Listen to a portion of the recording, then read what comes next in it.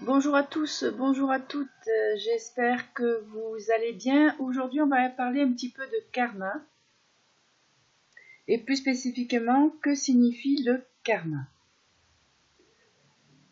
On peut aussi avoir cette connaissance si vous faites déjà de l'astrologie, si vous vous intéressez à l'astrologie. Sinon, je vais expliquer un peu ce que c'est que le karma.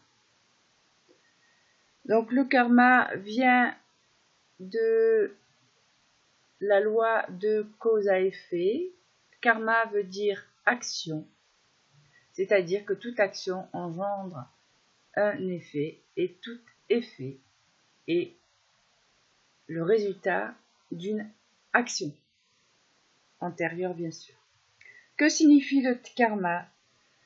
Le karma signifie les blocages inhérents à la personnalité. Une personnalité, une personne, un personnage, suivant ce qu'il veut faire dans sa vie, quel que soit le domaine de sa vie, personnelle, familiale ou sentimentale, peut se retrouver à saisir qu'il bloque ou qu'il y a des blocages. Donc le premier point, ce sont les blocages inhérents à la personnalité. Le deuxième point, que signifie le karma, c'est les situations auxquelles on se confrontera. Dans le thème d'une personne, thème de naissance d'une personne, le karma indique les situations auxquelles il va se confronter avec facilité ou difficulté. Ça peut être un indice karmique qui se trouve dans le domaine professionnel, comme la lune noire ou un nœud sud, ou un régent karmique du nœud sud ou de la lune noire. Et là, la personne va se retrouver à des situations qui peuvent être délicates.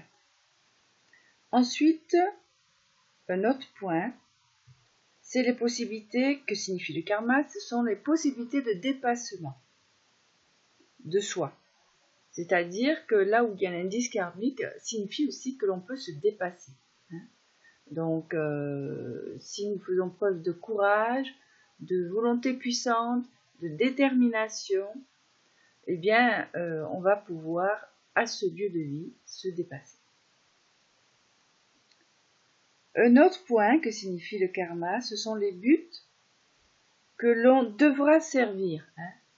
Notre âme, l'âme, poursuit un objectif que l'on appelle le programme d'incarnation de l'âme ou le chemin de vie.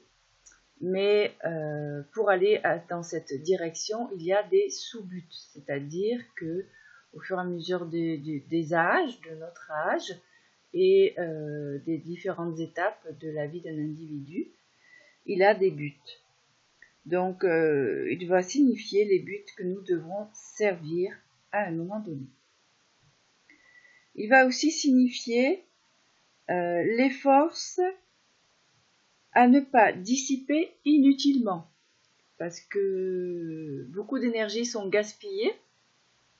Et le karma, donc signifié au travers du thème natal, va tout de suite nous indiquer là où ça n'a pas la peine de gaspiller de l'énergie de manière inutile, de se fatiguer, d'insister, parce qu'il y a autre chose à voir.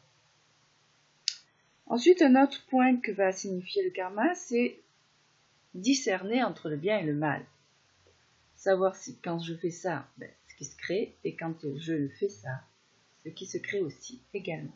Car je vous rappelle que karma signifie action et que toute action engendre une conséquence, donc un effet. Le karma signifie aussi les valeurs spirituelles qui seront à mettre en avant. Les valeurs telles que, souvent ce sont les vertus de l'âme, telles que la compassion, la patience, l'amour, la bienveillance,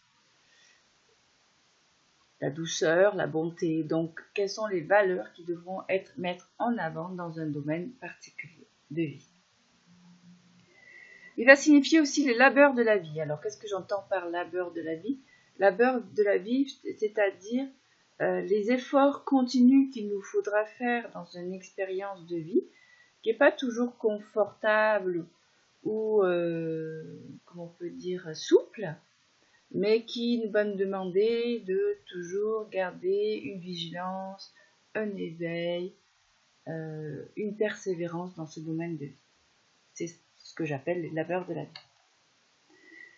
Il va signifier aussi les actes égoïstes ou les actions désintéressées. Donc, par le karma va signifier aussi les actes égoïstes que nous avons pu faire par le passé, antérieur ou dans cette histoire de vie, et aussi les actions désintéressées auxquelles nous pouvons nous intéresser. C'est-à-dire, une action désintéressée, c'est-à-dire qui ne profite pas à mon petit moi immédiatement, mais qui servent le bien de tous. Le karma va aussi signifier les choix que j'aurai à faire. Je vous donne un exemple. Imaginez dans le thème astral de naissance une lune noire conjointe à Pluton dans le signe de la Vierge en maison 10. Nous pouvons imaginer que l'individu se limite dans sa vie professionnelle, socio-professionnelle, maison 10, se limite parce que c'est la Vierge, et que la Vierge a la tendance à rester en retrait, à retenir, à contrôler. Conjoint Pluton, bien sûr, ça rappelle de nouveau une notion de contrôle pour un pouvoir, c'est-à-dire que l'individu, là, dans sa vie socio-professionnelle, se limite pour garder une forme de contrôle, une forme de pouvoir, soit peut-être social, soit matériel. Donc là, il y a un blocage tant que la personne garde ce type de comportement, qui soit à la fois extérieur ou qui soit d'ordre psychologique. Car je rappelle souvent que changer une attitude, changer un comportement pour que les situations changent, c'est surtout changer un état d'esprit, car tout se situe au niveau de la psyché. Donc si cette psyché n'est pas modifiée au niveau de croyance ou de perception, eh bien, il ne pourra pas y avoir de manifestation de changement extérieur dans la vie même de l'individu. Voilà, donc voilà pour tous ces points que signifie le karma dans la vie. Je vous dis à très bientôt et puis prenez soin de vous et à très bientôt.